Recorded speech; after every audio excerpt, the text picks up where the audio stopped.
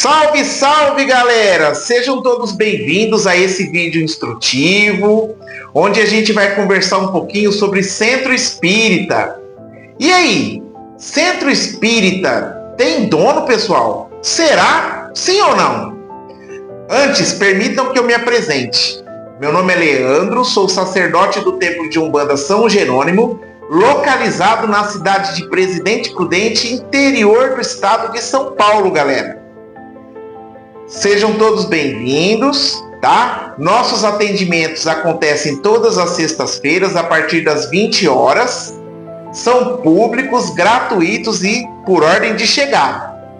Também estamos nas redes sociais, tá, pessoal? Além do Instagram e do Facebook, Umbanda.São Jerônimo, também estamos no TikTok, Umbanda Mais, e também, pessoal, no YouTube com o nosso canal Umbande Mais. É muito importante, pessoal, que vocês nos sigam, tá? Que vocês se inscrevam no nosso canal.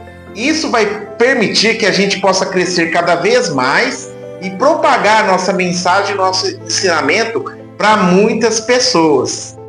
Beleza? Pessoal, e aí? Centro Espírita tem dono?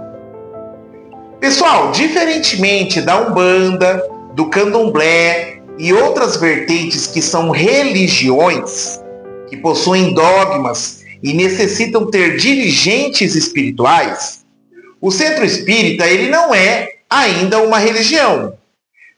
Dr. José Lacerda de Azevedo, que era um espírita que escreveu o livro Energia e Espírito, lá no Rio Grande do Sul, ele defendia a ideia de que já passou do tempo do espiritismo se tornar também uma religião. Porém, até hoje, ele ainda é uma doutrina, e essa doutrina está disponível para toda a humanidade. A doutrina em si, a doutrina espírita, ela não tem dono.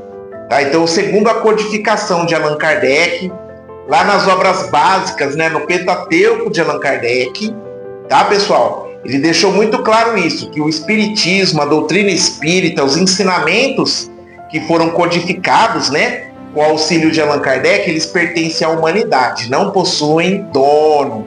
Tá bom, galera? Então essa é a principal diferença entre a Umbanda, a Candomblé, entre as religiões. O espiritismo, ele não é uma religião.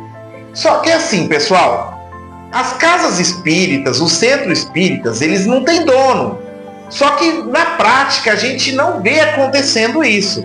Na verdade, aparentemente tem dono sim. Existem pessoas que, apesar de não terem cargos de comando, como presidente e vice-presidente, ou cargos mais inferiores, na verdade, de uma forma velada, são essas pessoas que mandam nesses lugares. E as outras pessoas não têm a devida liberdade, a devida reciprocidade para praticar o espiritismo ali dentro daqueles lugares. Então, antes de eu falar as verdades que o espiritismo deveria ou deve pregar, pessoal, eu vou fazer uma leitura tirada do Livro dos Médiuns, capítulo 29. Tá, pessoal? Então, vamos lá. As sociedades espíritas verdadeiras não têm outra autoridade senão a da verdade, nem outro chefe, senão a Deus. E aí eu continuo, pessoal. Lá em Obras Póstumas, também feito por Allan Kardec, no capítulo onde fala sobre a constituição do espiritismo, ou a organização do espiritismo, ele diz o seguinte: o espiritismo não deve ser propriedade de ninguém, pois pertence à humanidade. Olha só, pessoal, foi o que eu acabei de dizer para vocês, E eu vou mais além. Allan Kardec, ele era adepto, das ideias de René Descartes, pessoal? René Descartes, ele foi um filósofo, matemático e cientista. E um dos pensamentos dele mais famosos é a frase: se duvido penso, se penso logo existo, tá? Esse pensamento, essa ideia, tá? Ela está na obra Cogito Ergo Sum, tá? Que quer dizer o quê? Que nós todos somos seres pensantes. que nós todos somos independentes na nossa concepção, na assimilação, na aceitação das coisas. Que nenhuma crença deve ser imposta a gente. Que a gente tem que se manifestar da forma que a gente acredita. Então a gente duvida porque a gente pensa. E se a gente pensa, a gente é um ser existente, um ser pensante. E todos nós merecemos respeito, né, pessoal? Não podemos ser tratados como seres ignorantes, sujeitos a qualquer tipo de autoritarismo. Então, pessoal, Allan Kardec, ele defendia a ideia da fé raciocinada.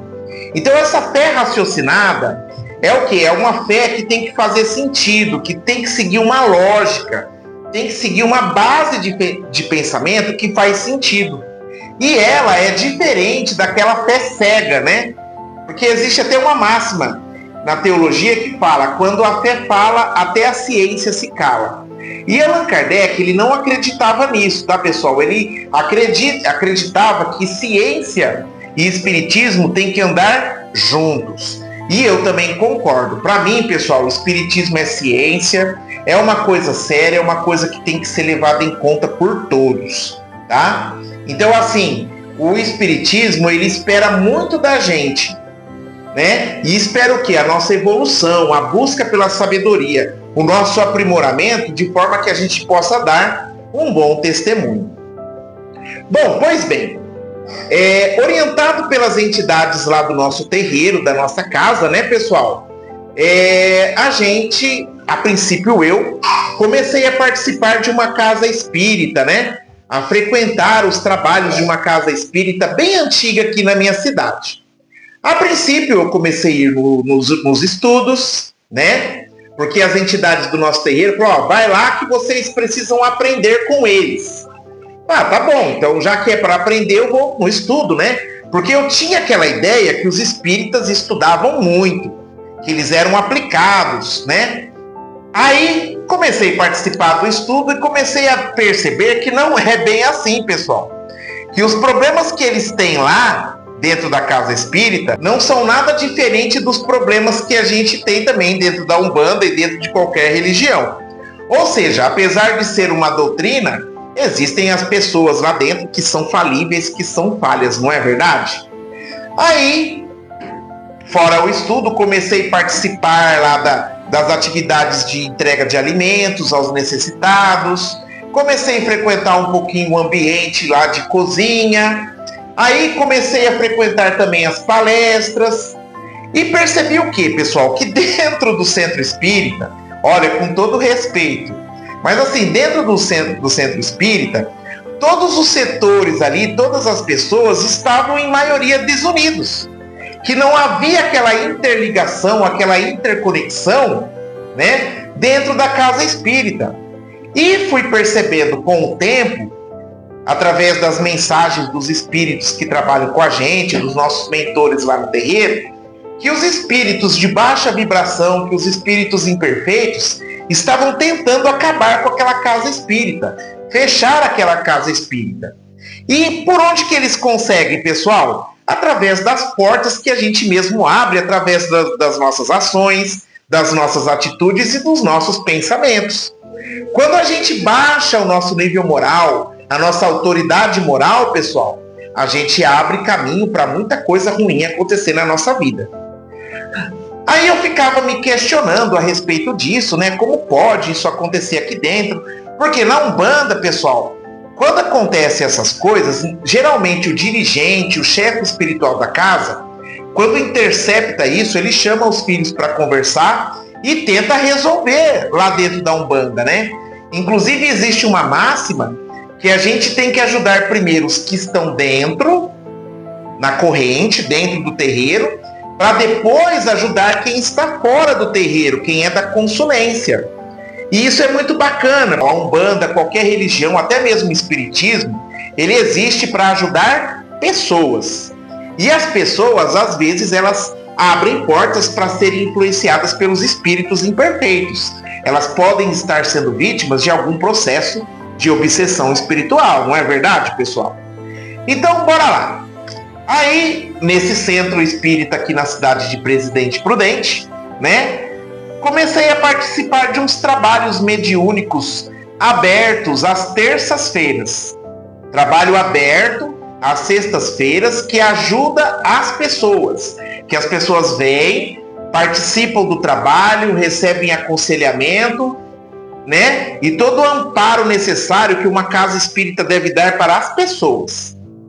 A minha entidade que trabalha comigo, o Manezinho, que é o meu mentor, ele diz assim: o encarnado que você ajuda hoje é o desencarnado de amanhã que não vai precisar de auxílio. E muitas casas espíritas, elas não fazem trabalhos abertos, trabalhos mediúnicos abertos, né? Que é o que eu vou explicar para vocês agora. Pessoal, no começo do nosso vídeo eu falei sobre autoridade moral. Não falei? E o que é autoridade moral? É quando o médium, ele toma ciência da doutrina espírita, se compromete com a disciplina e o estudo, o aprendizado da doutrina espírita, e ele, em verdade, com sinceridade, leva isso para a vida dele, dando testemunho. Ou seja, ele deixa de abrir portas, né, para espiritualidade imperfeita, para espiritualidade de baixa vibração. Enfim, pessoal, aí nesse trabalho mediúnico, né, acabei trazendo alguns médios lá do terreiro para dar contributo, e o trabalho começou a crescer. E por causa de uma pessoa que não estava alinhada com os propósitos ali daquele trabalho mediúnico, aversa ao estudo, totalmente baseada em autoconfiança, simulou a incorporação de um espírito trabalhador ali da casa para dizer, né, que ela não queria o estudo, para dizer que o estudo estava demorando muito, apenas 30 minutos de estudo, pessoal, e que não estava dando tempo de atender as pessoas ali. Ou seja, pelo que eu tenho conhecimento, ninguém saiu dali sem ser atendido.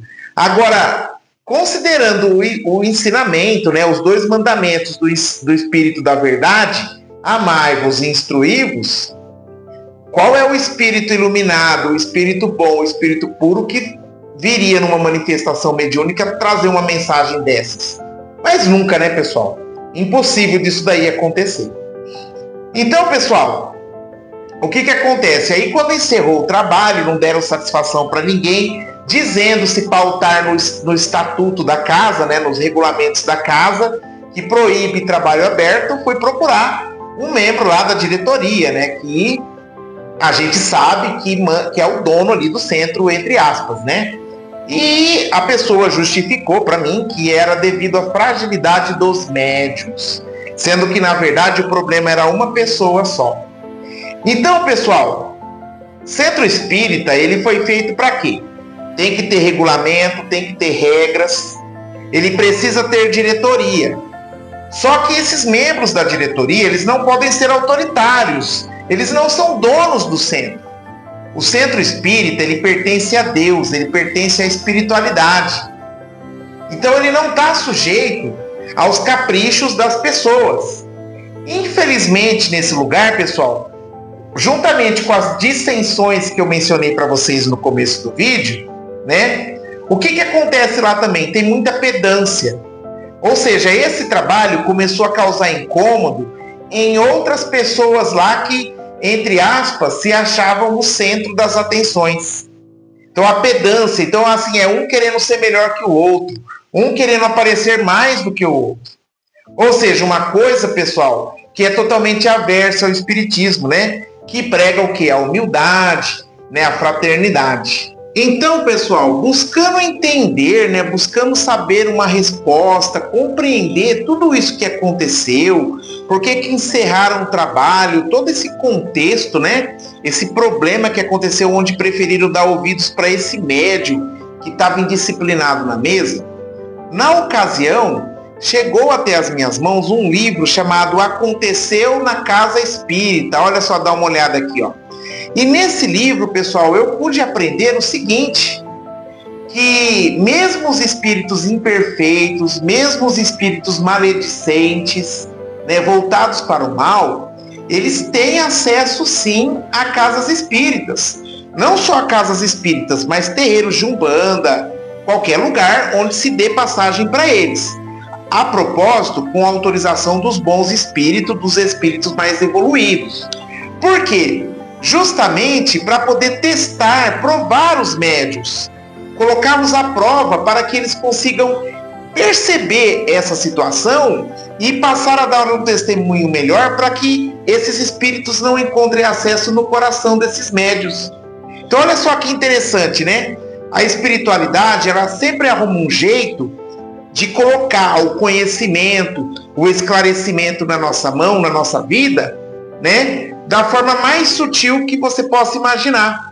Então, pessoal, foi aí que eu entendi por que os obsessores estão tentando fechar aquela casa espírita e entendi também todo esse processo de dissensão que está acontecendo lá. E, lamentavelmente, eu percebi o quê? Que estão meio perdidos no tempo, né? Porque, assim, gosto muito da pessoa que faz o estudo lá.